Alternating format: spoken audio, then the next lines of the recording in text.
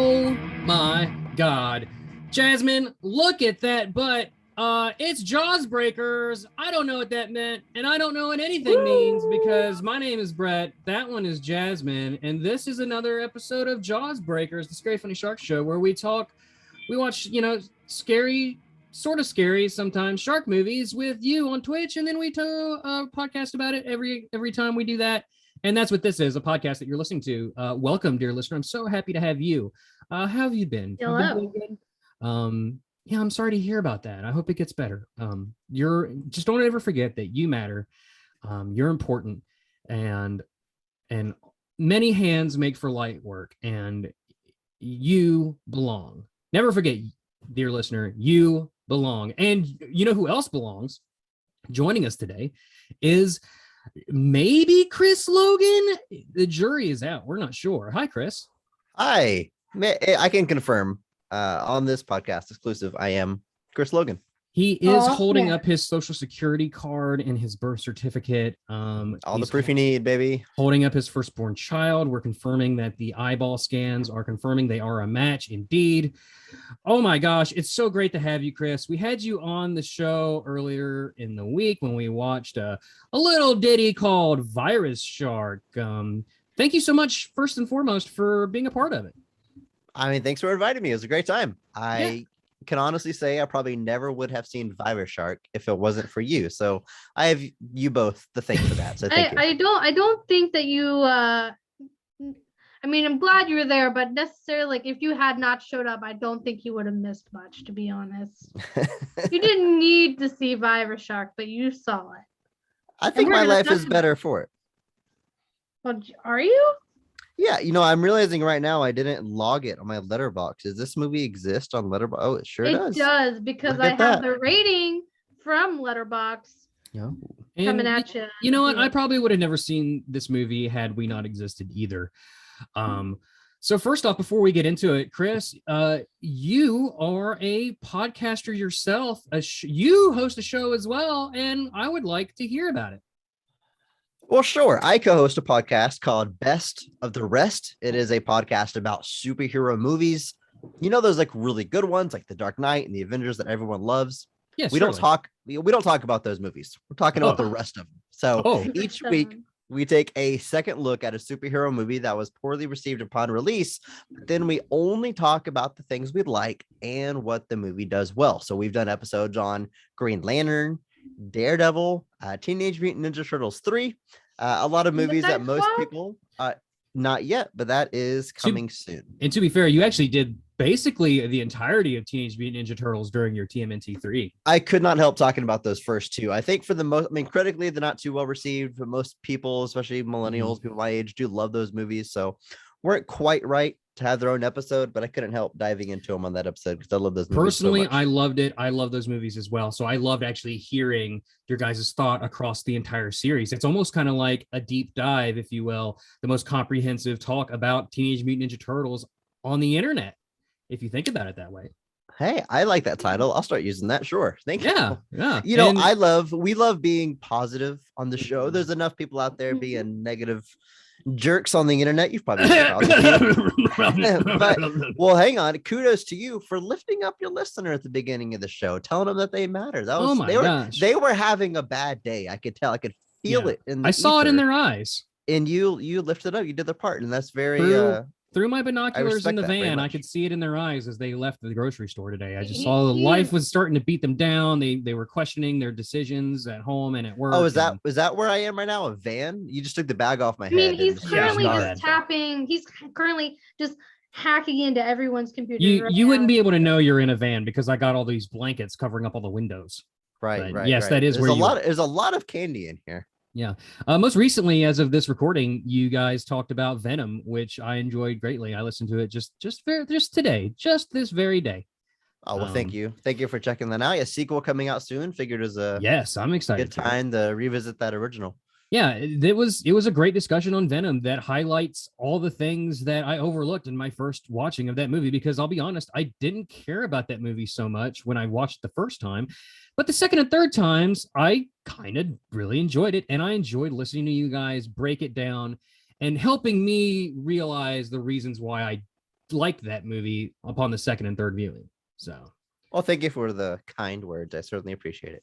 well, we're not talking about Venom here. We're here to talk about a different movie. We're here to talk about something Laker. that's worse than Venom, and that's a virus shark. That's for sure. But I know I keep putting off virus shark. But Jazmin, you're here as well. How are you doing? I'm doing good. To be honest, totally forgot about today, even though you reminded me, and I apologize for that. Not doing too great on the co-host part here. Chris Logan is gonna take my job. Yeah, any minute now. Speaking on that, I mean, like that was the smoothest Twitch show we've ever streamed, ever. It really was. Literally ever. Like we had. If we had any technical issues, I already don't remember them because they were just blips on the radar. Because as soon as Chris logged on there, it was like he was like our lucky charm. He was like our blessed angel looking over us as this thing happened, and it went more smoothly than anything else we've ever tried. So maybe we just need to replace you with him full time. That's actually my life hack is that I do a show based on positivity. So I just build up tons of good karma. So I just expended a little bit when I came onto the show. I got plenty of it, trust me. Okay, well, good. Well, I hope we didn't exhaust your stores of positivity because we're going to talk about Virus Shark. Yes, ladies and gentlemen, Virus Shark. Jazmin, I'm going to let you take over here. Read us the little ditties about this here film. Sure, I will lay down them facts about Virus Shark. So Virus Shark was a movie that came out in 2021. So amidst all of the coronavirus happenings, this movie was released April 13th. It's about, I want to say, an hour and 14 minutes long. To me, it didn't seem like the movie was that long. It seemed shorter, but that's what the internet says. Mm-hmm. Also, it got like a 1.7 out of 10 on IMDb, so not so good. A 0.5 out of 5 on Parent Preview, and 1.7 out of 5 on Letterboxd. Wow. So, audiences are not hot on this movie, are they? And then 45% of Google users like this movie. So. Wow. Well, that's actually a high amount compared to the other ratings for some. So Jazmin, now that you said all that, what did you think overall about this film? You don't have to give me like I'm not asking for like an hour-long diatribe on it. I'm telling you, what's your overall impressions of it? I thought there could Positivity be more. Podcast. You thought there could be more. Okay. All right. Mm-hmm. Chris, what about you? What were your thoughts going in? What was it like witnessing this thing? And how did you digest it later?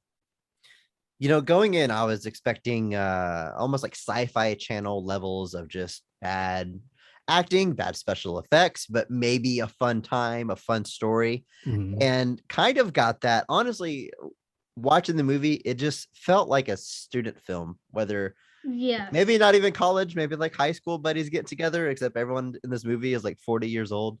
Yeah. But the look of it, the grade of cameras that they were using, the acting, it all felt very much, amateur is almost too high of praise. I looked up the director of this movie, Mark Polina. I didn't really see a whole lot of movies. Shout out, Mark. Yeah, I didn't see a whole lot of movies from him. Do we know anything about this man or person? I know that he's known for Land Shark. Okay, so he's got more than one movie to his name. Camp Murderer. Okay. Camp Murder. So he's got it. You don't have to go through the whole thing, but so he's got a few credits. He's known for 4 movies. So it's not going to be like when our movie inevitably drops and my name's on it and people are like, there's no information about this man anywhere. Oh my gosh, you're going to put that on the internet. Uh-oh. You're going to find your MySpace page. Are we going to get an IMDb rating for that? Yeah, so from the moment you said it during the live stream, when you said this looks like it might have been filmed by junior college students as a part of like a project, I couldn't get it out of my head. I mean, from the cinder block staircase hall, they definitely used the school as a setting. I think that was pretty clear. I think so. everything about it screamed that. You mentioned like maybe there'd be like some sci-fi level special effects. I think it didn't even quite reach that. Well, let me just input there. The budget for this movie was $182. Oh, wow. hey, you know what? Props. I give you all the props in the world, cast and crew of Virus Shark. That is not very much money to squeak out. That's impressive. A movie. That is incredibly impressive. That's they mostly used whatever was in the school or facility that they were in. I think the only time that there was like special effects was when they entered the clips of the sharks, or and then there's makeup effects in the final act of this movie. Yeah. And then there was that weird door thing that was supposed to like be taking them to like the escape pod and stuff. Yeah. That was absolutely a dark room entrance in a school, because I took photography in high school and we went through that circular door to get to the dark room. That's absolutely what that special door was. See, they're banking on us not knowing what that is, and me and Jazmin did not at all. I thought they just made like a tube-like thing to like just one like, and like it feels like literally just like what, like they were trying to like make it like seem like they were like going up, shot in. It spins that way so that only one side can be open at a time, so light can never get in. That's smart. Well, that's we'll give them major props for operating under that budget. That's even less than Ouija Shark, famous to this podcast, Ouija Shark. But I would say that this movie lacks a lot of the charm that Ouija Shark had. Specifically, like Ouija Shark has great music. I feel like sound design goes a long way in a movie. Like if the sound is off in a movie, it just kind of throws. Oh my God, I'm stealing Best of the Rest content here. You guys were just talking about that today. Sound design in a movie, making the movie. But you're absolutely right. The sound in this movie, they had a decent boom mic to capture dialogue, but anybody remember any of the music or atmosphere of this movie other than stock? Everything sounded stock. Yeah, generic stock sci-fi sounds were boop, boop. Yeah, there was some sonar like boop boop boop, boop boop, that seemingly random. There's man, I really want to take a page out of Best of the Rest and be positive throughout this whole thing. So I'm gonna throw this on Jazmin. Jazmin, let's just talk about the plot. We haven't talked about the plot yet. Bring up the plot. Let's highlight all the positive things about this movie, budget notwithstanding. Okay, so basically in this movie we have a underwater facility. That where like there are some scientists there that are trying to find a cure for this said virus using sharks and I guess underwater creatures of some sort. And sharks are underwater creatures, in fact. I don't know if they used more than that, but mostly sharks. They only show the one great white. They only show the one great white. Excuse me, I can't talk. That was my real voice. This is me acting right now. But yeah, so we open up on like a scientist, and my God, what was that guy's name? Duke Larson. Who I thought would be like standing tall at the end of the movie. This looked like our hero. Like for those of you who'd like to know, Duke Larson's real name is Ken Van Sant. That sounds like his real name. That's also a cool name. He could have used that. Those are both cool names.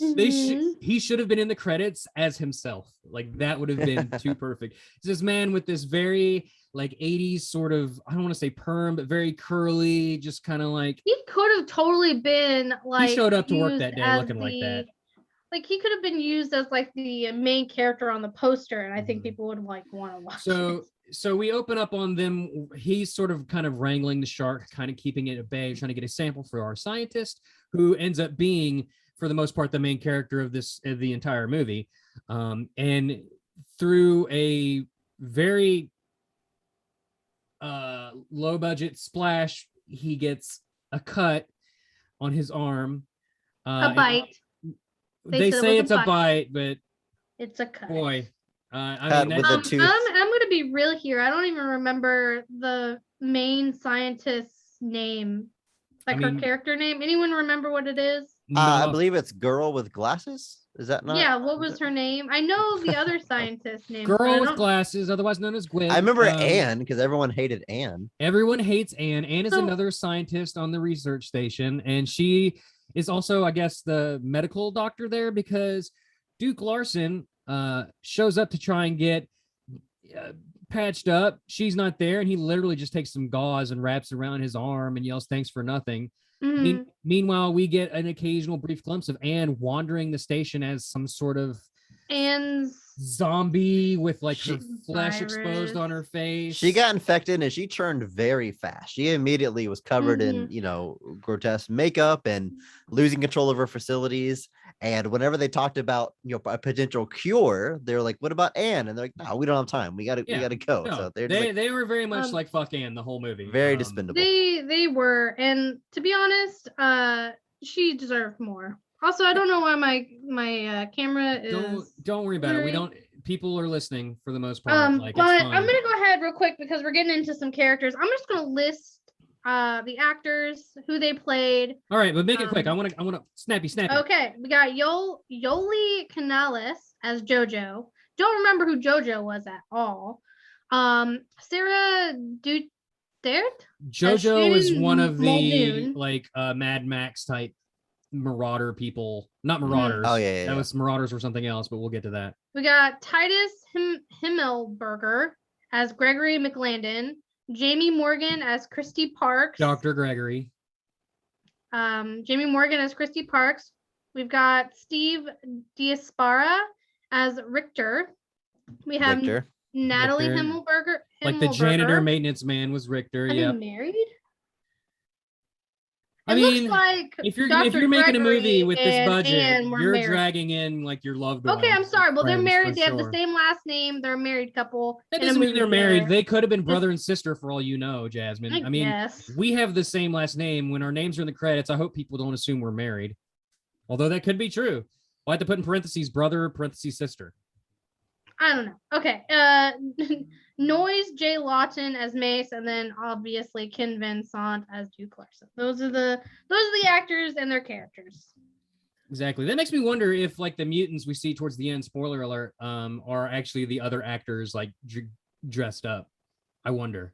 Yeah, and in case like any listeners just got whiplash where you mentioned that there's mutants at the end of this movie. Oh yeah, that's the whiplash we felt whenever it happened. Yes, because they finally escaped the underground facility. She finds her way to land, and there's like a Cyclops and another green monster chasing after her in the woods. Indeed. But we're just in a totally different movie. Chris, you're the guest here, and I do want to incorporate more than just the positivity from your show, but I want to crown a Mark Strong winner if you're okay with it. Oh yeah. So of course, saying you want to crown a Mark Strong Award winner, that's just self-explanatory. But just in case, just in case someone doesn't know. In case someone doesn't know, Mark Strong Award winners they highlight the performance in the movie that we feel like brings out the best of the movie. Their performance raises the quality of the movie overall, and without them it would be noticeably felt like it's just not the same movie. Obviously Mark Strong was from Green Lantern, correct, and lifted that whole movie up. Yeah, his turn as Sinestro is the best part of that movie. The movie goes from a 5 out of 10 to a 12 out of 10 because of his performance. There you go. So Jazmin, while you think about who your Mark Strong Award winner is, and Chris, just in case you haven't given it any thought, I'm willing to put myself on a limit here and give my Mark Strong Award winner, and that is going to be to whoever it was that played Dr. Anne. I feel like Dr. Anne is the unsung heroic actress of this movie. She really put herself into being a flesh-starved, diseased shark zombie person. But there was one scene that I thought really could have been leaned into more throughout the movie. And that's when she wanders into just a bathroom and looks into the mirror, and her faculties return to herself as she looks upon what she's become. And you can see that she's kind of starting to regain her humanity somewhat. And I saw this spark there before she inevitably, I think she just collapsed for no reason. Yeah, and then she goes back to hunting people down. Exactly. She finds Dr. Gregory in the stairwell and bites him, who Dr. Gregory throughout this beginning portion of the movie, he's stolen the cure that they've worked so The hard. villain. One of the villains. Right. He's stolen the cure that he's worked so hard to do. They've all worked so hard to supply for the world in order to sell it to the highest bidder up top on land. And he's very much the Ned from Jurassic Park in this endeavor. Spoiler alert, he does not make it. The sharks get him in the elevator that sends you up top side. We also get a character that's very much like this shadowy, sort of like Man in Black, although it's a woman, not that it matters, but this woman in black sort of character who's implied to be very dangerous and treacherous and controls a lot of stuff up top, who also, like, just the main character, the main scientist lady, girl with glasses, wig, she knows by name. And she's like, you can't trust her, yada, yada, yada. We get a brief scene with her on the telly screen there while she's talking to Dr. Gregory, and this is the first time we get a look at some of the symptoms of the disease, not counting Dr. Ann. This is like the onset of the disease, and that is being pockmarked with what appears to be droplets of blood almost polka dotting the person. Yeah, it's like they sweat blood, maybe. Yeah, but it somehow stays almost like someone was applying it with like a paintbrush or something, or a makeup brush, and then the longer it took for them to set up the scene and start rolling, it just starts to, like, the humidity or the sweat or the temperature in the room kind of makes it start to, like, drizzle down. It wasn't the best FX makeup. And so this character, whose name I can't remember, implies that you need to hurry with the cure because things up top have gotten very, very, very bad. We're not given an exact timetable of how long this research has been happening. We're not even really given a strong set of rules for what the disease exactly does, other than the examples of Dr. Ann and this now blood sweating lady. Inevitably, the only person that makes it back up top is our heroine, Gwig. She does make it up top, and I just need to point out real quick that they were in an ocean with great white sharks, and she washes up on shore of what is obviously a lake with lily pads and surrounded by a dense tons of wood. Like, this is forest. When they showed the video footage of the underwater facility, it looked straight up like one of those ones that are like tons of meters down below, like ocean floor. Like ocean floor type situation. And then all of a sudden it's like there's the budget was what, $182. They're not flying out to the beach, to the coast to get that shot. You work with what you got. You work with what you got. It just was very surprising to me because most likely she would have just been at the top of the ocean. She probably wouldn't have washed. I can't help but draw parallels with our own movie because we live landlocked in the great state of West Virginia, where there are no oceans to film at. So although I'm not going to pretend that we're at the ocean either. I just want to point that out there. But you work with what you got. They certainly did. Gwig wanders around the woods for a little while after washing ashore. Wash ashore completely dry, by the way, laying on the shore banks. Indeed. Totally dry clothes. Her glasses were right next to her. Like, her glasses were literally arm length away. Cure in hand. And what she encounters next can only be described as militia rapists that are infected with a deadly disease. It's supposed to be like this, it's implying this apocalyptic world where everyone's infected and nobody can trust each other, and society has collapsed to a point where pockets of humanity are basically Mad Maxian road warriors, essentially cannibals, minus the cars. And we're introduced to the characters of Garbage, Jojo, and their leader Mace. Now, Mace, by the way, getting my Mark Strong award. I was going to say my backup, my second in command here is Mace, if not for some really creepy lines that I just I'm not a fan of all the dialogue, but he didn't write the movie, but he put everything he had into that performance, and that he did. This movie's obviously, these actors aren't really actors. I don't think that's any of their day job. They probably didn't get paid for this movie either. If they did, it was literally maybe like a like Taco Bell lunch. Yeah, exactly. But credit. He was swinging for the fences, though. He went for it. Some of the actors here are like, yeah, I'll do the movie. I'll technically say the lines, but the effort wasn't really The there. main protagonist. I feel like JoJo was Sorry. also very into it as well. Like whoever's mom JoJo was. That's what I was Really thinking about put it in. giving my award to was JoJo, because I actually really Yeah. liked JoJo. Yeah. Of all the characters, when they're supposed to be afraid, the only one that I kind of bought any actual fear from was JoJo when she's attempting to push a canoe into the water. Yeah, And she did not want to go into the water. I don't know why. I don't know why. Also, I digged her look. That's what I was liked wondering her. while she was walking through the woods and dealing with these crazy people. Is I'm like, how are we getting back to the sharks in this movie? Because they're trying to explain to her through this dialogue that the world's broken down. There's cannibals, like you said, and there's these things called marauders. Now, Garbage is sent to go fetch water, and he encounters two such marauders, which, Chris, you brought it up earlier. They're clearly these guys dressed up like... They're like orc masks. They're like orc D- Halloween masks. Yeah, they're Halloween like, level mask. I was gonna say D level Star Wars background aliens, sort of like. You could see their like neck and stuff underneath the mask. Yeah, so these marauders are people that have fully mutated, and I guess they're, the final stages of the disease. So that's the other thing. We're never like really given the full rules of what the disease does. I'm assuming the early stages are you sweat blood. You inevitably lose your mind faculties, and you turn into like a zombie flesh-starved creature before finally mutating fully into a marauder.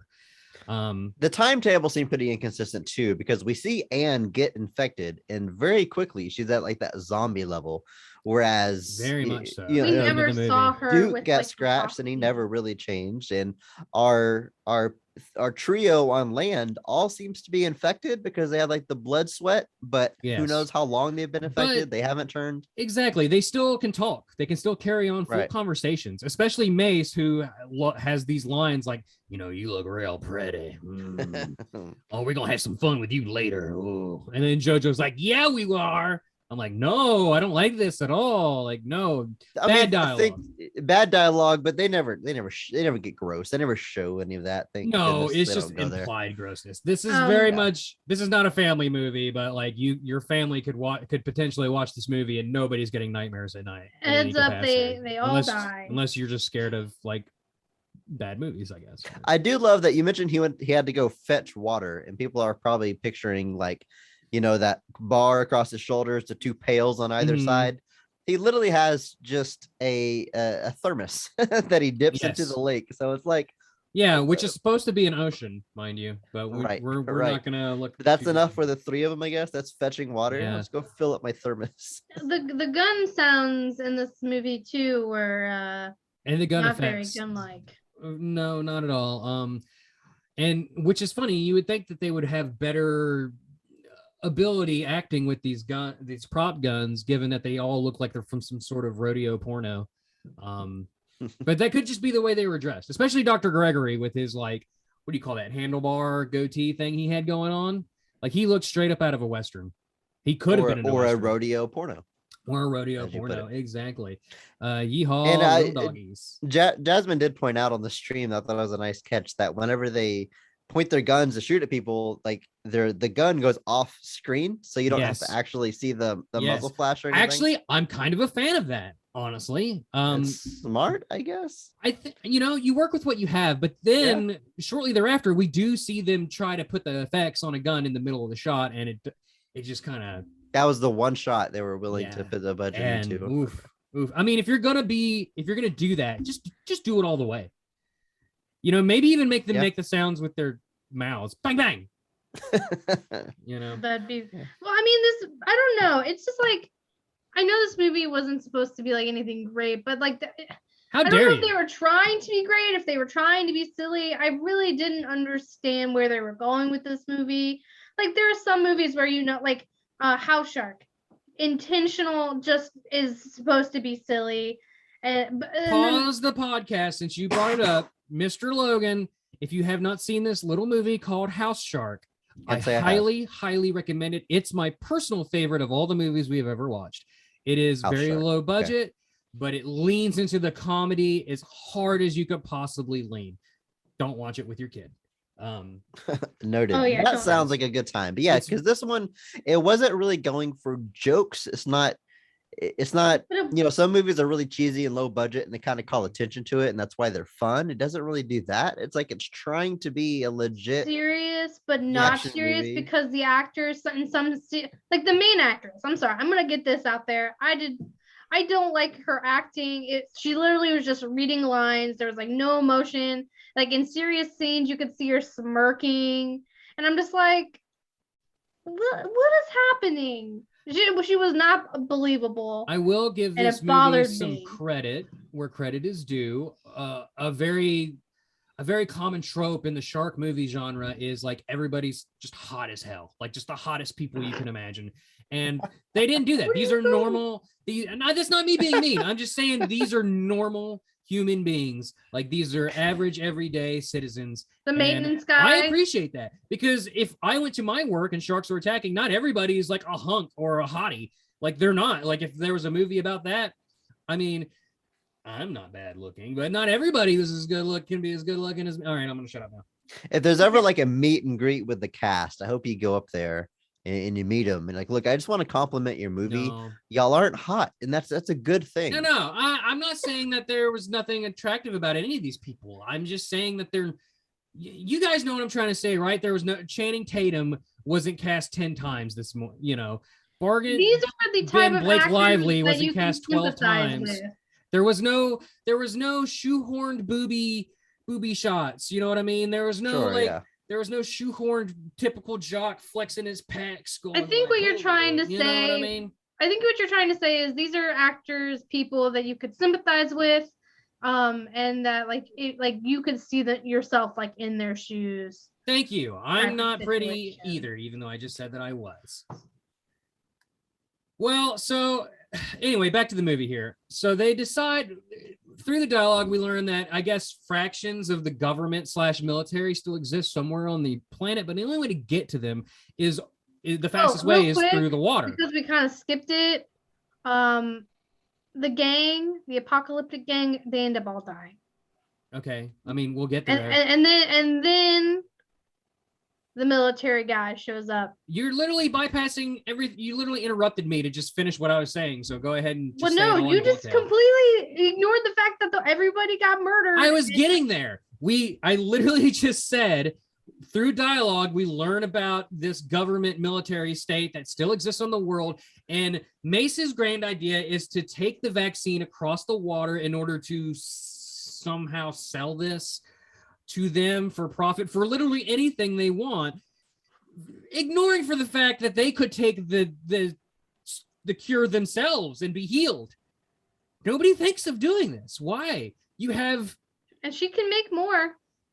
She could theoretically make more with the. She says that multiple times. She Keep me does. alive. I'm the only person who can make more. Exactly. And you have a big bottle of it. Like, how much of it do I need to cure myself? Because that's how much I'm going to take. And then I'm going to let you hold on to the rest until we get you someplace so you could save humanity. But no, Mace and his cronies are a little too short-sighted. They're a little too greedy. And they all inevitably die before they can even get to... I mean, what's the point of getting cured when all your family and friends are dead? Lots. I don't want to die of a terrible mutant disease. What's the point of selling it and getting money if you're not cured and you're going to die? Exactly. Thank you, Chris. True that. So at the beach here, we see JoJo gets eaten. She gets eaten by a shark, if I'm not mistaken. Jumps out of the water and grabs her. Garbage gets. I think that's the only time we see like a puppet shark. Like there's a tangible, because it's been in the water. They were all like 3D. That's right. I remember. But this, they have like they made a shark. Some of that $182 went towards a foam shark, whatever that was made out of. Yeah. Yeah. And then we see, we also see Garbage gets taken down by the Marauders, the mutant people. And I forget exactly. I think Mace gets killed by the military guy who has this like World War II bucket helmet on for some reason. To be honest, I can't remember. I think I just glazed over. I think. Yeah. So the military man is like, he just believes her story from the get-go and is like, we have to get you to safety or something. And then we literally cut to a scene of them on a submarine She's clearly on a fence. It cuts to her on at a fence. There's no Yeah, the fences on submarine the is top of surface, so submarines. it's not like underwater. So Yes, it's thank just you, sticking thank out of the you. water. Mhm. And there's a shot of her leaning on what's supposed to be the top of the submarine, but it's just a chain link fence. Yes. And in the background, you can see stadium lights and a goalpost from a football field. Again, clearly at a school. Jazmin, were you able to figure out anything about this movie, like where it was filmed, like in city, state? I didn't see anything, but I can double check real quick. Yeah, go ahead. Why you do that? So we zoom in on our hero Gwig, girl with glasses, and she on the top of her hand is bleeding droplets of blood. I guess it's accelerated in her faster than it does other people because she just drops the cure into the water and throws her. Does she collapse over or just throws herself over? It was so unclear. I don't know if she threw the cure away and then jumped in the water to kill herself. I don't know if she accidentally dropped it and then out of desperation jumped in after it. I don't know if she collapsed, because the acting of this movie, as we've said, is not the best. So it's kind of unclear how we were supposed to feel about that scene. But at any rate, she goes into the water along with really bad work by the military there. Like, the first thing you should do is secure the cure someplace within the submarine, ideally. And then by the way, we should say the cure is just a beaker full of Mountain Dew, some kind of green liquid. And then secondly, you need to secure the person who knows how to make it and make sure she's safe. So why she was unescorted at the top of this submarine getting fresh air and dooming humanity, I don't understand. But that's the way it happens. That's the way the movie ends. And we are treated to a scene of a shark coming in and eating the cure. So I assume that one shark is cured. The end. That was the end of the movie. Jazmin, did you figure anything out? No, I just see that it's in the United States. Excellent. Well, that was Virus Shark. Clearly, I don't remember what was the virus called. It was definitely a play on COVID-19. It was like S-Arch. Did they ever say it in the movie? I was reading. I don't remember them ever saying. I read the description of the movie on Amazon, and it was like, Shivid-19, but which I thought was kind of funny. But they never say it in the movie, so I think they thought of that afterwards. There is so often when we watch movies like this, I want more information. I want to know how they made it. I want to know the process. I want to know what the behind the scenes were like. And obviously, because of the low budget nature of this movie and the very almost guerrilla filming of some of them, they're just untold stories that we may never find out. And I feel like the ending, again, I just felt like there could have been so much, there should have been more. Like it was so random. Oh, the military came and we're gonna go get the cure and just save everybody, and then she just tosses it into the ocean. It's like, where did that even come? Like, what? Like, the disease was Shivid-1, which was spread by a shark bite. So, knowing that, I'm assuming sharks are the originator of the virus that have been spread across the entire planet. And immediately killed the podcast just trying to think about that for a second. There's not enough information in the movie. Like, whenever she goes to the surface and we see that, first of all, she's walking through the woods and there's a severed arm on the ground. Are you okay? They had a literal That was great. Are you okay? Yeah. And then she sounds almost like her feelings are hurt when he doesn't answer, and she's like, oh, okay. And then she just walks away. I couldn't tell if she could tell that he was dead and not talking to her, or if her feelings were actually hurt that he was. Well, it's unclear to me. Was the world like this whenever she went under, or did they go under before the world went to hell? Precisely. We don't know. Real quick, you know those fun things where the director always puts themselves in sort of like a bit cameo in the movie? I bet that guy on the ground was probably the director. How much you want to bet? That's a safe bet. Yeah. Wow. So that was Virus Shark. Chris, do you know how I would personally make a movie called Virus Shark? Because this is what I thought the movie was going to be, and I was mistaken. And then also kind of excited because I want to make this movie now. This is my intellectual property. Nobody steal this. But get at me. I will sell the idea. I am for sale. So do you remember? I don't remember what it's called, but there was an old movie where somebody is sick and they have this like disease or something valuable inside of them. I can't remember what it is. And they have to shrink the submarine full of heroes and then inject them into the bloodstream of the person in order to enact the plan and retrieve whatever. Or the magic school bus. Yeah. Sort of like that. Exactly. But with sharks. Imagine sharks the size of viruses throughout your bloodstream, and they're pathogens. They spreading throughout humanity and eating people alive from the inside. So you have a submarine that gets shrunken down full of heroes, and they must combat the sharks inside of your own blood vessels. How cool would that movie have been? I'd watch that. Sure. I would make that movie if I could figure out special effects. Get at me, Hollywood. Sorry. Speaking of, this movie wasn't what we thought from the title or the cover.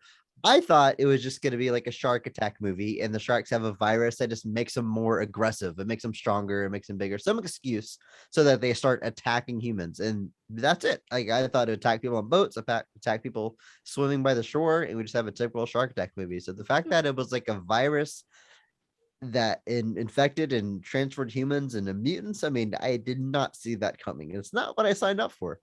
There was a lot less shark in this movie than I thought there was going to be. 100%. It wasn't like it felt like a virus movie, and they just added sharks to it. I'm curious if there's like an algorithm that like shark movies just get viewed more. Like, it's a whole genre unto itself, the shark attack movie. So it's like he had this. Yeah, you guys have seen a few. Yeah, it's like that he had this script for like a post-apocalyptic mutant movie, but he just threw sharks in at the last second. That's inconsequential to the plot, just so we could call it Virus Shark and get those shark views.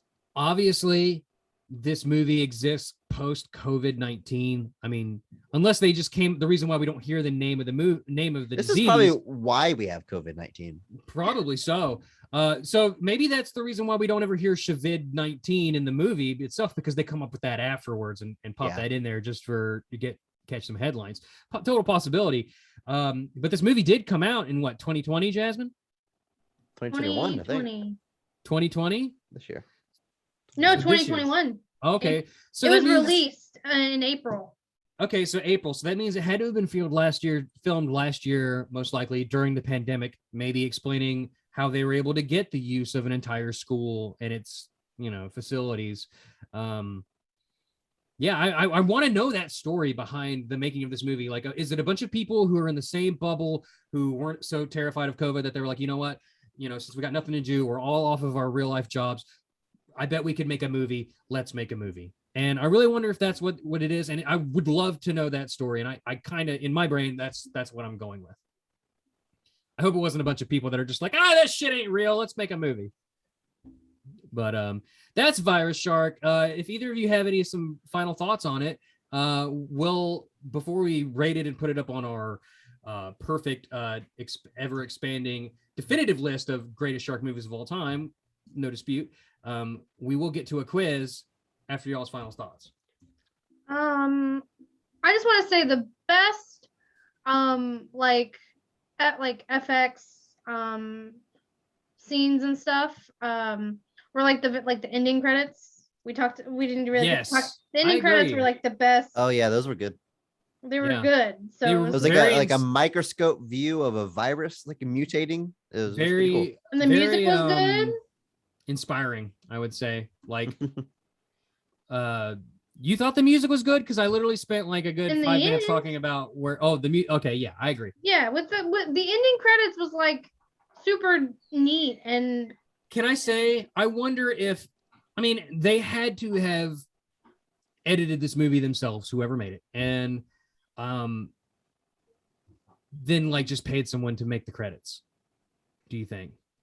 I will notice. Yeah, that's a $180 budget. They probably spent $100 to outsource the end credits, maybe. I will say in iMovie, when I'm editing things, it's a lot easier to edit scenes like chronologically and edit audio in iMovie. I cannot get credits to scroll properly. They go like real fast, and I cannot, even slowing them down is not slow enough to match with like the music that I have in mind for the end credits. So maybe they couldn't figure out iMovie either and just said, screw it, Omens, you're gonna do it for me. Here's $100 because that's what I'm gonna do. Omens. Shout out to Omens. That's what I'm gonna do.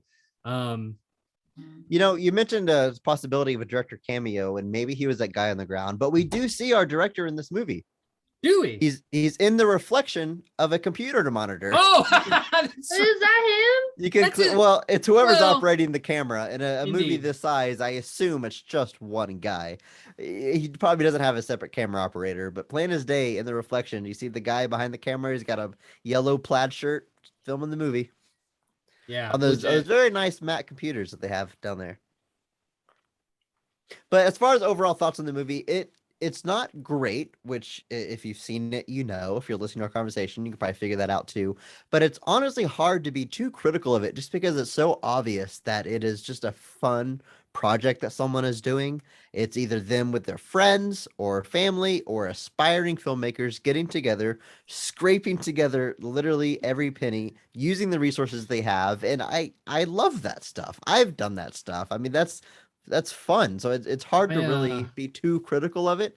The end product's not great, but kind of like you've been saying, the story behind it is probably more interesting. I'm going to just cut and copy and paste everything you just said when we do the episode on our own movie sometime next year. I will come back and I will do a bonus episode of Best of the Rest on your shark movie. What? There you go. How about that? News break, baby. Oh my gosh, I'm honored, and pressure's on now. Pressure's on. Gotta deliver the movie. Don't be too hard on me when I'm trash talking. That's not all these other actors and about how bad their acting is, and they come on me and be hold on. Now that there's some like expectation put behind our own movie, Jazmin, because I have been talking about it over social media here and there. Just a quick update for listeners who don't necessarily follow us on social media. What are you doing? Please follow us on social media. Every little bit helps. It's slow. It's difficult to work around everybody's schedules. We all have in real life jobs in addition, and especially me, like I do a bunch of freaking podcasts for God's sake. Just scheduling enough people to go on location and fight time as we get later into the year and it starts to get too cold to do things like jump into a river. It's difficult, but it's moving along slowly. Most of the first act is finished, not edited, but finished filming. Principal filmography is mostly done.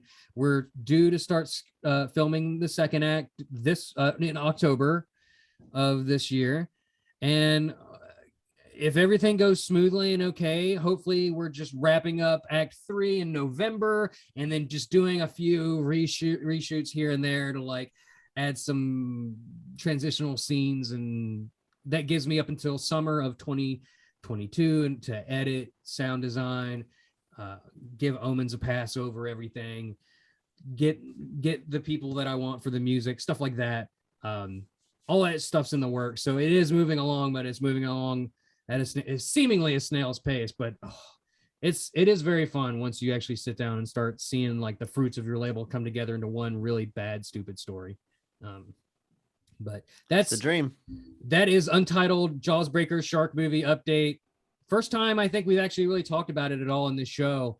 Jazmin, do you want to break the news on who's the star of the show or of the movie?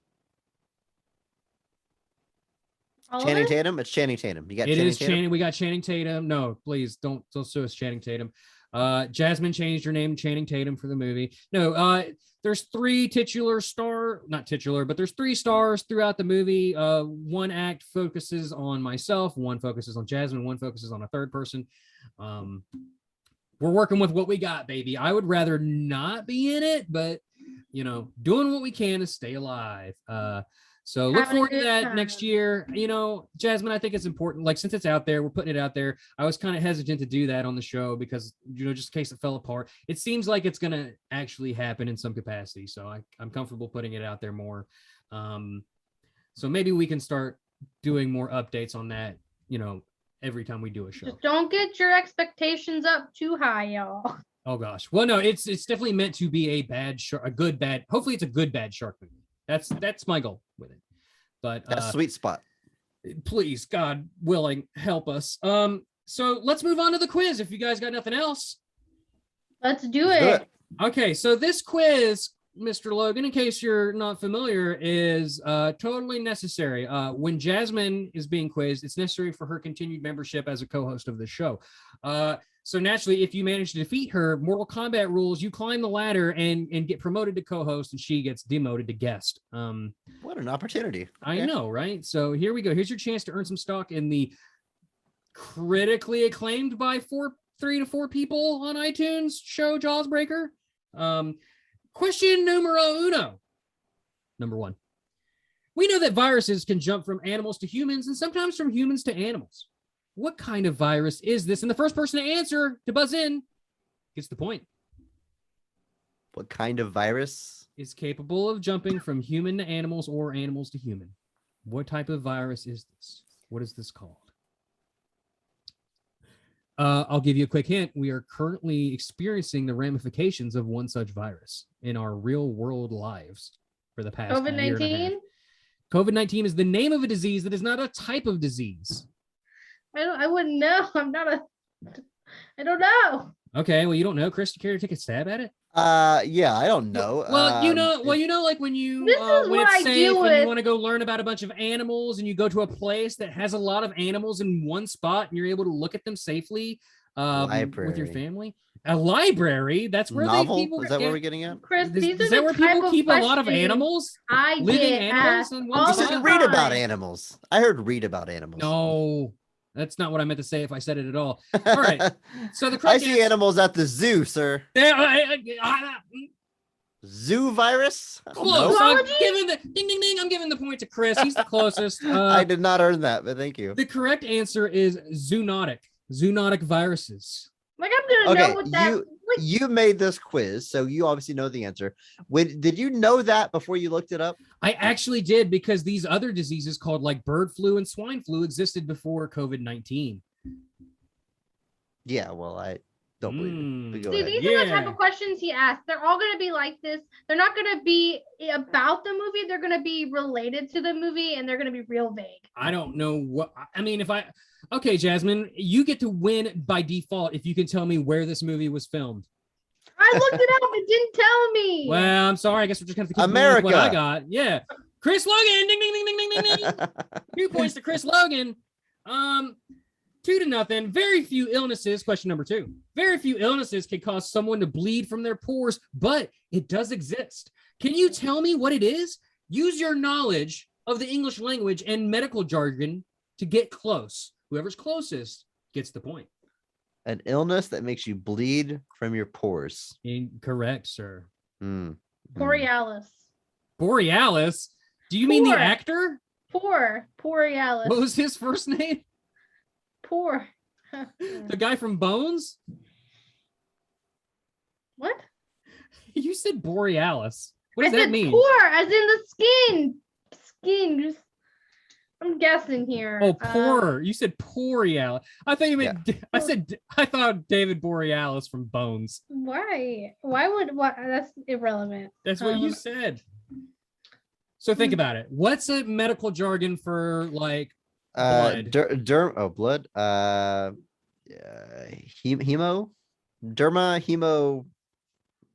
Gastritis.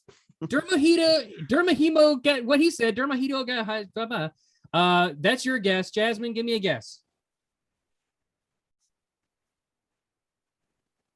Come on. I'm gonna not copy his at all and say hemocytoma. Okay, ding ding ding. Point goes to Chris Logan for being closest. The correct answer is hematohydrosis. So you got hema and you got cis in there. And then hematohydrosis is the other one. These are a very rare conditions that cause you to ooze or sweat blood when you're not otherwise cut or injured. It's just like, on the top of your skin, just like we see in the movie. Don't want that in my Google image history. You do not. But good news, I don't know that there's a lot to show because only a few cases have been documented in the 20th century. So very much a kind of mysterious illness that I hope doesn't ever come back. If it's still around, if it's not still gone, you know what I'm trying to say. Question number 3. Chris Logan with an outstanding lead of 3-0. True or false? While being a mutant with one eye seems outlandish, it's actually based in reality. The mythical Greek Cyclopia. The mythical Greek Cyclops and medieval type monsters, including trolls or ogres, are either always or sometimes depicted with having the natural state of one eye. This could be because of a very rare condition that happens in nature called what? Wait, I thought it was true or false. What happened? Don't think about it too much. You said true or false. This isn't a true or false question. Am I lying? You said called what? You asking me for the name of a condition, or you asking me true or false? This question. Repeat the question. Just say the question.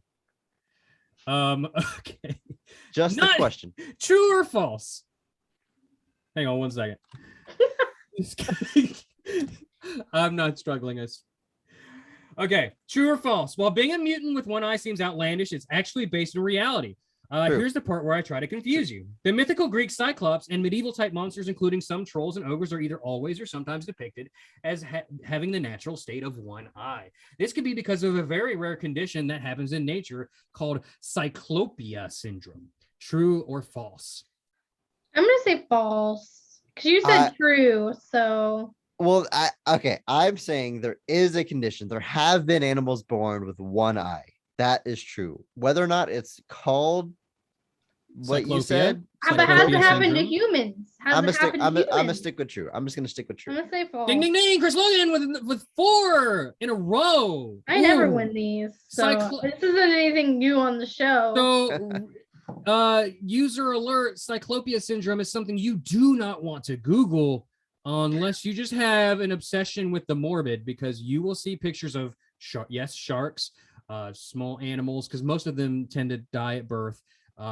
These animals with one eye fixed directly in the center of the forehead. It's not even like they had 2 eye sockets and only one has a fully formed eye. This is like one eye directly in the middle. But has it happened to humans? It has happened to humans, and that will show up in your Google image search if you look for it. And it is disturbing. Please do. I beg you. I am warning you now. Do not search for it if you do not want to see it. So we wouldn't have to. I did it. I've seen it before. That's why I came up with the question. And I wish I never, it haunts your dreams.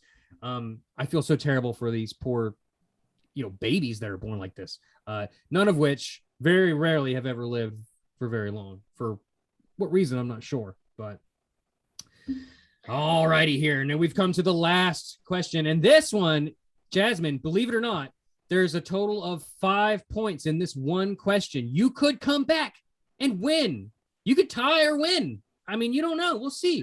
It's unlikely, but go ahead. Okay. In the movie, researchers are using great white sharks in some capacity to find a cure for the world-crippling virus.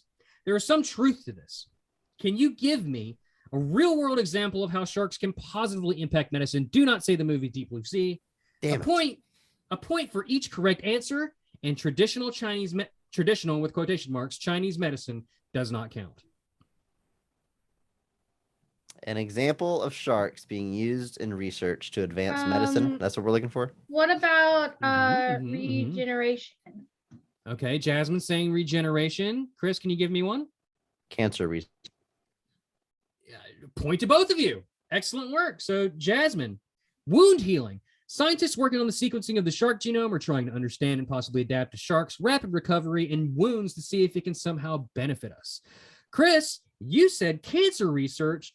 That's just an easy layup, sir. Studying of the shark's cancer immune genes is being used for the purpose of combating cancer, which remains one of the oldest and most deadly killers in all of human history. Well, animal history, actually. They found dinosaurs with cancer. You can tell by their fossils. Anyway, besides the point. Research has shown that some of this awesome shark genes have some overlap with humans, so maybe potentially a cure or a way to combat cancer, which would be, sharks are amazing. Let's just say that. So a point to both of you. 5-1. Jazmin, you're on the board. You still have a chance. Maybe not mathematically, but still in our hearts. Can you give me another one? There's still a couple more floating around here.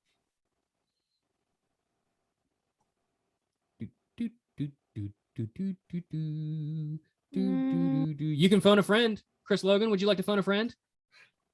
Well, I know you said not to use Deep Blue Sea, So I won't say the movie Deep Blue Sea, but Are you friends with LL Cool J? I am. Good friends, Oh, yes. wow. Tell him I said what's up. Yeah. Love him in that movie. Mark Strong Award winner in that movie. Deepest, bluest, my head is like a shark fin. Who could forget? I mean, better than Venom. Yeah, that has been Psycho Man all week. I was hoping you would say that in that episode. That song will get stuck in your brain and drive you mad. It's not good. It's not the worst. It's not good. It's no good. Go Ninja, go. No, I mean, it's not. That gets stuck in your head and you like it. Absolutely. Jazmin, did you hit? Is there anything about like, I don't know how to name it as one thing, but is there anything that has to do with like the durability of like the shark skins? Like, is there anything for like skin grafts or something like that, or anything? Okay, that's what you're going. You're going with durability of shark skin and skin grafts. So if you get into a really bad accident and you need a skin graft, they won't take a patch of skin off your butt. They'll take a patch of skin off a shark and put it on you. They use fish skin, actually. In some instances, they use fish skins to If you say so. I didn't realize there was a huge abundance of shark skin laying around. Well, I don't know if they do it for sharks. Chris, you got a guess for me? I've heard that, follow me on this journey here. I've heard that shark fin soup is like an aphrodisiac. So I'm wondering if sharks, hang on. Okay, all right. Has shark research ever been used for intimacy problems? Well, Chris, I'll go ahead and tell you that you are correct that has been used for that. However, that is not that is more along the lines of that is medical medicine. That is a medical problem. We do not support shark fin soup stuff here on this show, just for the record. It's not that. I didn't know if in a different way. I understand. I have to put it out there. No, when I said don't use the movie Deep Blue Sea, I meant literally don't use the movie Deep Blue Sea. But there's but I think movie Deep Blue Alzheimer's. Sea. Ding, ding, ding. I'm going to give a point to Chris here. Jazmin, you were close, but so I'll give you a half point. So, Chris, Alzheimer's and Parkinson's disease, most notably the plot of the aforementioned Deep Blue Sea, it's actually based in real-world science. Researchers are attempting to attach therapeutic proteins onto shark-derived antibodies in order to cross the blood-brain barrier of the brain to treat both Alzheimer's and Parkinson's. Another amazing thing about sharks. Jazmin, you mentioned skin grafts. You were on the right track with the durability of the skin. However, shark skin is being used in scientific research for the purposes of preventing hospital infections. We all know what MRSA is, methicillin-resistant streptococcus aureus. You gotta give me a point here. Come on. And it's give her the prevalence. whole point. Give me the whole point. I would have gotten anywhere close to that. So I think it's prevalence following a nationwide spread, circa 2006-7, somewhere around there. Scientists have studied the properties of shark skin as a means to combat a bacteria's ability to stick on surfaces. So basically, they're using this micro pattern for surfaces within hospitals. So it's not actually shark skin. It's like a surface modeled after shark skin. And it's proved to be 97% effective in preventing the transmission of bacteria and viruses. Fine, I'll give you a point if it makes you happy. Because, I mean, there is, right now, for burns and stuff, I do know that they use like fish skins and stuff. Instead of like more. If there's like no skin way to do a skin graft, they'll attach fish scales to help with the regrowth on burns and stuff. If you say so, I have one more big one written down. If anybody comes even remotely within close to the ballpark, you get all the points. Okay, so we've got cancer, we've got Alzheimer's, coronavirus. Jazmin's locked in at coronavirus. Chris, that's a good guess. Something that has to do with viruses. That's a good guess. That is bacteria a good guess. And stuff. Yeah, how about this? What if I come up with more words to continue to stall as I think of another condition? Blindness cures blindness. Oh my God, 10. I was so excited I dropped my microphone. 10,000 points to Chris Logan. Oh my God, with a whopping total of 10,006 to 2. Chris Logan takes it and is our new co-host for Jawsbreakers. Congratulations. Your contract is in the mail. Yes. Thank you. So all right, bye. Age-related eye degeneration, liver disease, and even fibrosis are a few of the things that scientists have found that shark antibodies are good at combating. Who would have thought? Did you Google that? No, you're looking at me on the camera. Wow, that's amazing. Good at guessing. What an amazing quiz, folks. Jazmin, better luck next time. When do I ever win at these quizzes? I never do. Your quizzes are so hard. When you give the correct answer, that's when you win. Your quizzes are so hard. Jazmin, I'm a co-host now. Okay, so that means I'm gonna get to make one of these quizzes, and I can lean it your way and get you back in here, and then it'll be you and me hosting the show. Well, how about that? So what's your favorite movie? What can I make this quiz about? What is? Give me something good here. This is not gonna work. It happened, and I do not know what happened, but I lost audio for like. She wouldn't be able to tell you what her favorite movie is anyway. Jazmin, what's your favorite movie of all time? Can you hear me? Yes, we can hear you. Yeah. I lost audio for like I heard Jazmin, I'll create the quiz and then nothing else. Okay. Well, while Jazmin that was your opportunity to win a quiz, and it's gone forever. Well, I'm so sorry. I have an unstable connection, and that's just my life, you know? A life that which we all can relate for sure. Moving on, Chris, since you can't hear me, me and you, we will put this movie on the definitive list of shark movies that exist. Not without me.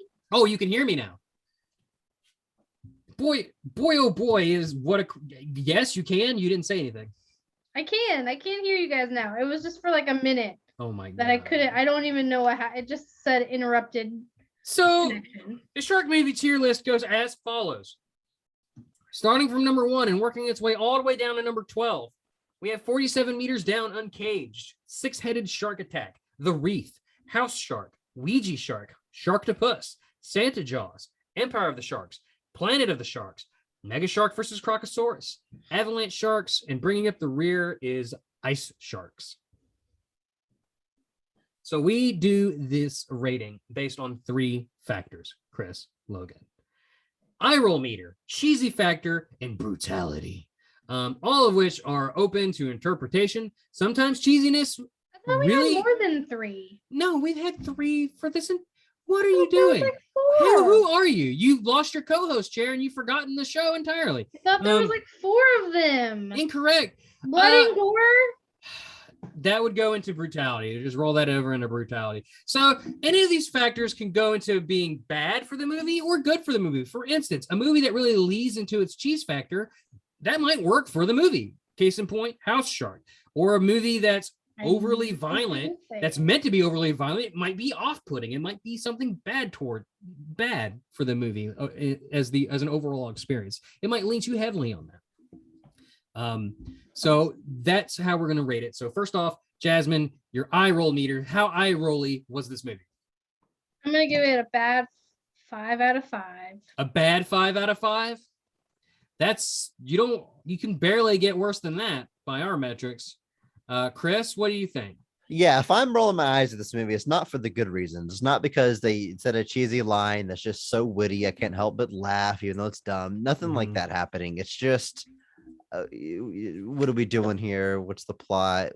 I'm not interested. Why? Bad eye rolls. So, eye rolls. I will agree. Full marks on the bad side of eye rolls. I'm giving this a 0 in the eye roll meter. I didn't find myself rolling my eyes once. And I would say I saw a lot of myself within this movie, and I felt like it spoke to me on a different level than some of the other movies.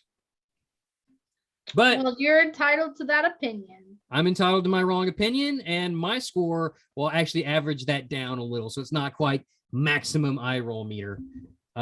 Next up, we have the cheesy factor. I'm going to start this one off. This one was really cheesy. 5 out of 5 bad. Super duper cheesy, and not in a sort of cheesy that makes you chuckle or laugh, or like it's not like tongue in cheek making fun of itself at all. So yeah, 5 out of 5 bad cheese, or 0 out of 5 good cheese, whichever you prefer. Chris? Jazmin or Chris, go ahead. Chris? Yeah, I mean, I don't even know. Cheesy is not the first word I would use to describe it. There is some other adjectives I would use before I get around to cheesy, because I usually think of cheesy in the fun way, and the movie kind of knows what it's doing. I like campy movies, but this isn't checking any of those boxes, so I will do 0 on this meter. Yeah, this cheesiness is derived from the fact that it's low budget and the cobbled together cast and writing. So yeah, I totally agree with you.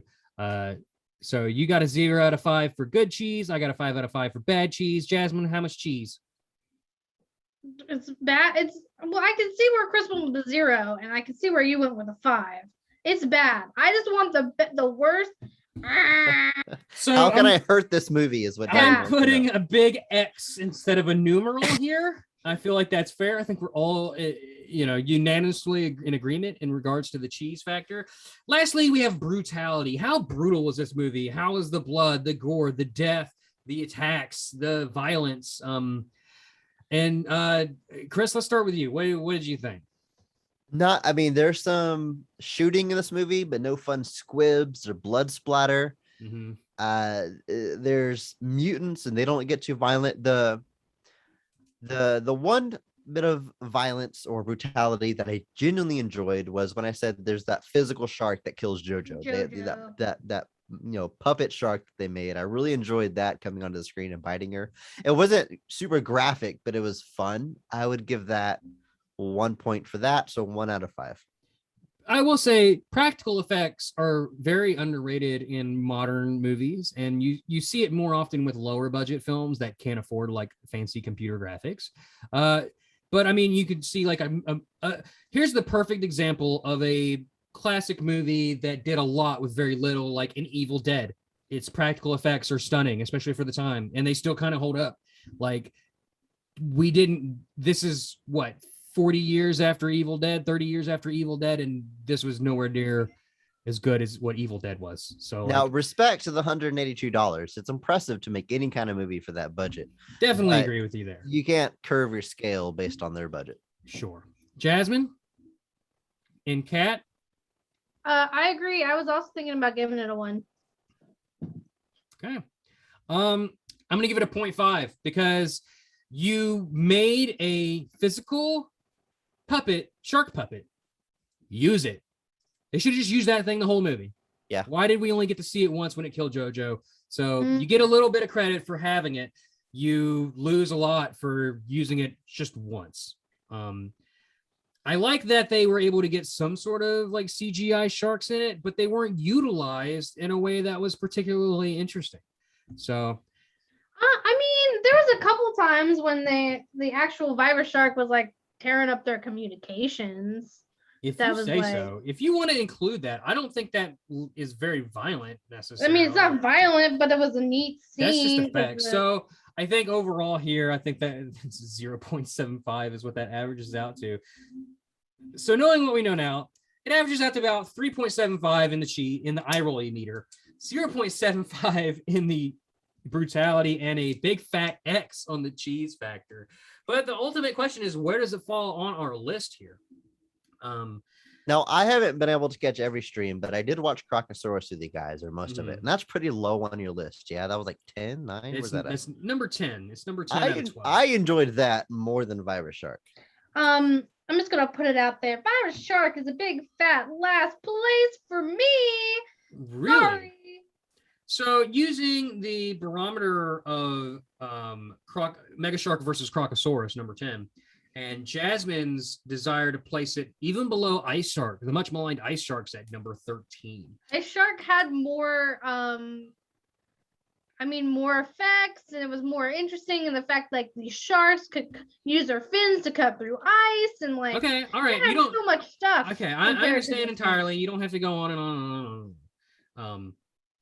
I like where Chris is going with this.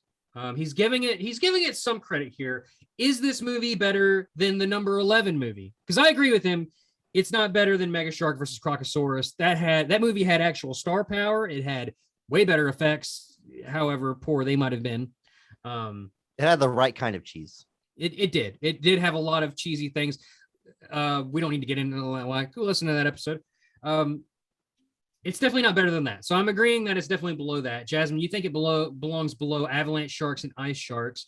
Is it worse? Do I think it's worse than Avalanche Sharks? Because I've seen both these movies. No, it is not better than Avalanche Sharks. 100%, it is not better than avalanche sharks. 100%. In fact, the now shark that I'm was so much cooler in avalanche shark. In fact, now that I'm looking at it, avalanche sharks should probably way up higher on this list. But I guess that's a time for another. Maybe that's a new segment we're gonna have to do where we're each allowed to take one movie and try to re-rank it. Yeah, maybe we'll do that. Looks like we got a new last place movie. Is that where this is going? Well, we have Ice Sharks at number 12, which, man, I don't know. This is I didn't see Ice Sharks, but fins cutting through ice sounds pretty cool. Did they do that? Yes, there was some holes in it, but they had way more effects. And I mean, it definitely was more than.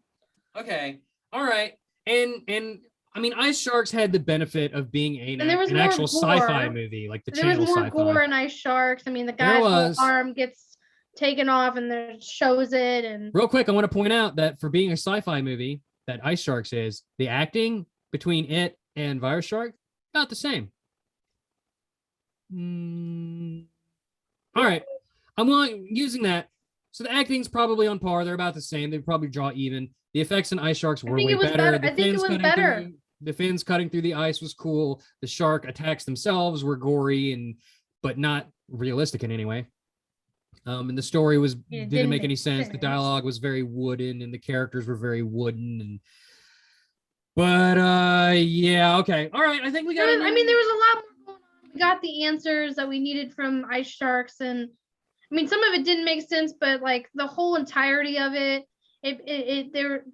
I'm not left like with all these holes in Virus Shark that there are. Yeah. Like when I watch the end of Ice Sharks, that's the end of the movie. I don't feel like there should be more to Ice Sharks. Like I feel like there should be more to Virus Sharks. Congratulations, Virus Sharks. You land on the bottom of the list at number 13. So that list goes as following from top to bottom. 47 meters down, Uncaged, still number 1. Six-headed shark attack, The Reef. House Shark at number 4. Ouija Shark. Sharktopus. Santa Jaws at number 7.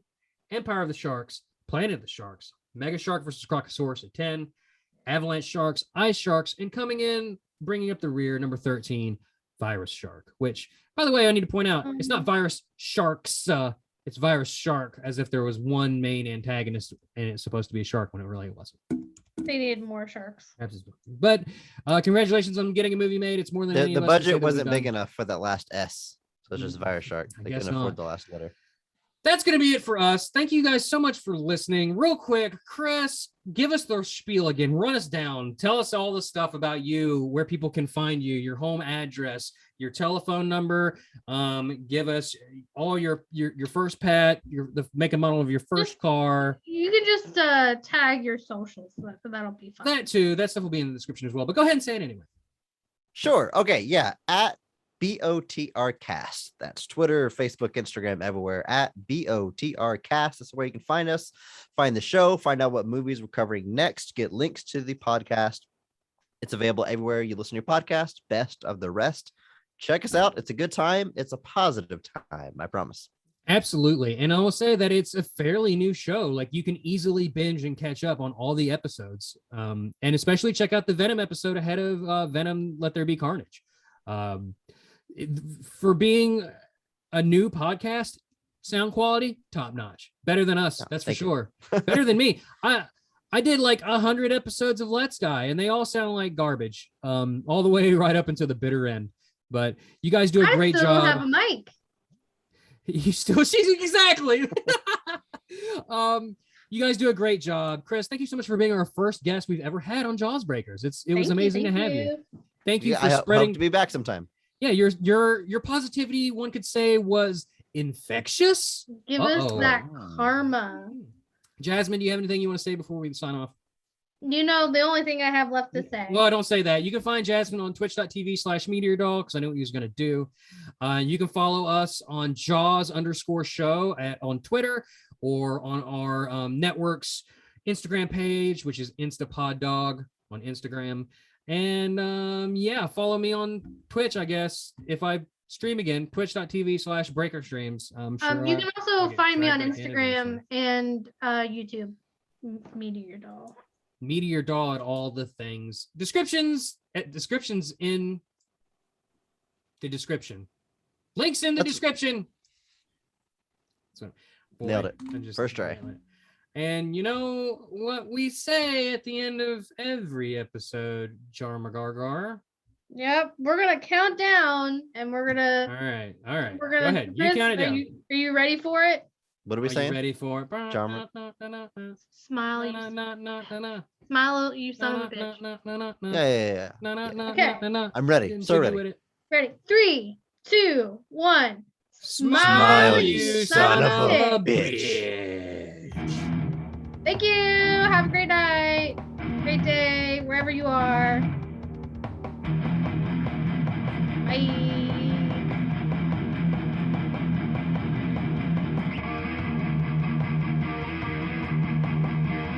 Dance montage. Yeah.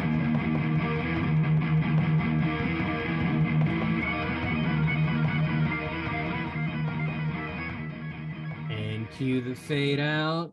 All right. Now, how long do you think it'll take people, Jazmin, to realize that we actually got like a computer program to deep fake Chris Logan's voice into the podcast? It's a pretty great idea, right? Can't afford a mic for Jazmin, but you can afford deep fake technology. Yeah. I know, right? Oh my God, it's become self-aware. It's learning. All right.